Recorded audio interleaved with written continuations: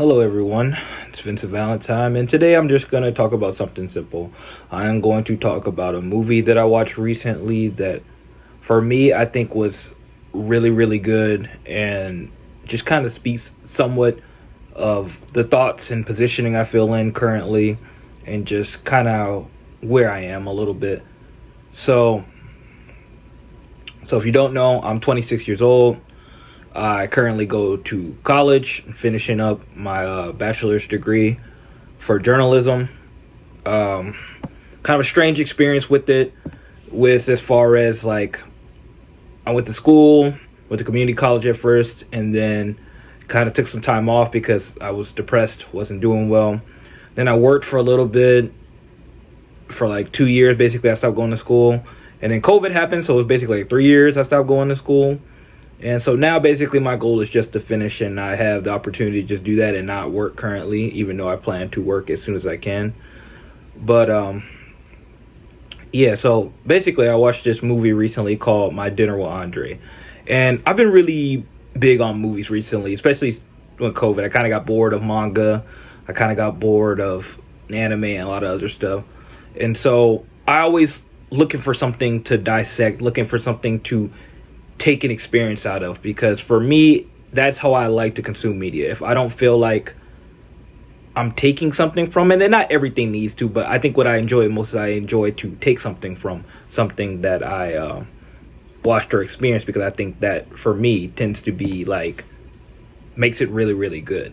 And this is a very simple movie from the standpoint that this movie takes place basically in one location, in a restaurant, in a French restaurant in Manhattan, and it's between two guys. So it's called My Dinner with Andre. It has played by real life actors, Sean Wallace and Andre Gregory. I think I pronounced his name, and they're playing themselves, but in this fictional restaurant, they're having the whole thing is based on a conversation that both men are having about just life, theater, spirituality, and a whole bunch of conversations in general, and even death. And so the thing I found most interesting, without trying to like completely spoil the whole movie, is that first it starts with Andre Gregory's character speaking all his experience and all the things he's done recently, and then it really becomes interesting when Sean Wallace's character starts to rebuttal, because at first he doesn't really want to talk, he just kind of wants to listen, but then when he starts to get interested in the conversation and start having a big back and forth, that's what makes it interesting to me. So basically, one thing that really stuck out to me in this conversation was that both of them had differences as far from the standpoint of what to get out of life and how we should perceive enjoying life. So Andre Gregory's character basically was kind of like, people are kind of too stuck with themselves. They're not like enjoying life. They're not really seeing life for what it is. And he was a guy who went through all these spirituality thing. Like, he left the country multiple times, and he went to like Sweden, and he went to like all these different countries where he didn't have any technology and any of this other stuff. And he was just like, doing these things that like, which just like might seem insane to the normal person. So he was saying that like just like that. But then Sean Wallace's character was basically like, well, I can see how you can make these points and how you can see people are not enjoying life, and I see, but for him, he's like enjoying life is basically something simple for him. He just, wants to spend time with his girlfriend. He likes to enjoy a cup of coffee. He likes to like go certain places. And for me, I really like connect with that a lot, because for me, I'm very simplistic when it comes to like what I'm trying to get out of life. I don't really have big lofty ambitions. I'm not somebody who needs to make $1 million a year or even $500K a year. I'm not really interested in that. I'm not really sure if I want to have children or not. I really don't care, honestly, that much.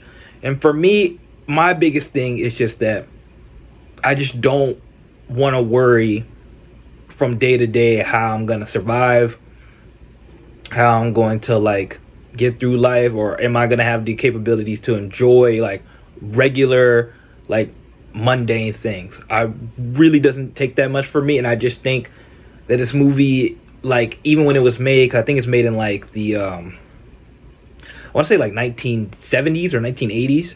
And the fact that a movie like that still can kind of stand the test of time today and still kind of just do that, because like we live in a time where it's harder than ever for the average person to like kind of have a normal job and live a kind of a normal life, because it's disappearing factors as far as like just being even like middle class. Like there's inflation, there's all these things going, and people just can't do things they used to. And also I think another thing that's very interesting about this movie is that every generation says the same thing about the generation that comes after them. Every generation thinks everybody's lazy, that they're not enjoying life, that they're not doing their most to get out of it. And I always just find that a fascinating thing, because everybody's always talking about, oh, well, people just don't want to work hard. People just don't want to do that. No, everything is that we get smarter and life changes. Everything changes all the time. People realize that work doesn't value them as much as they used to. People don't have pension plans. They don't have benefits. They're not able to promote up. We also realize that like you have to understand that the careers change. Once upon a time, a lot of jobs were industrial or like mechanical, and you worked in factories and stuff like that. And now there may be more tech jobs and stuff like that. So the world constantly changed, and sometimes older generations don't understand that people are not lazy. It's just that the world's changing and how you have to operate change. And of course, there are certain aspects to every generation and every previous generation. Everybody has things that they're good and not good at, and every generation has probably something that they can stand on will be in their calling card. But I just thought that was like kind of a funny example of something that happened in the movie that's like, oh yeah, every generation says something about that. But I just really think the back and forth between these two, and also just the standpoint that they disagreed but were still pretty civil, which is also something that can be very hard, especially with debating people and argue about these things, especially when it comes to life, that they can say these things to each other and disagree, but still kind of see each other as friends. And I thought that was really, really important. That's something like for me that was like, yeah, man, like, because I'm living in this time where the only thing I'm focused on is like how I'm going to be able to get out of college and just like be able to live the life that I want, which is not a lot, but like I still want to be able to live with me and my partner. I've had a girlfriend for 9 years, and just be able to take care of the both of us and be able to do whatever I want to do within reason. And it's just like, I'm not someone who believes that people got to do this and that, and people have all these things where they think you should do, and you're not working hard enough, and you're not doing this and you're not that. But everybody, what we want to get out of life is different, and I'm very simple when it comes to that aspect of life. The only thing I want to say from the standpoint that I do actually want to do is just leave a positive impact somewhere on some people. That's really all I want to like really get out of life, is that I just want to be a positive influence on people, on some type of community, whether it be my state or city, or even just small little thing or something like that, even on the internet or whatever. But that's really all I look forward to doing as far as from a big standpoint. And that's why all the things I like, all the art, all the media consume, and all the things, I'm very like, I think it's left brain when it comes to like all the artsy stuff that I enjoy. I don't really enjoy the aspects of life that have to do with more when it comes, well, at least from a working perspective, has to do with more just like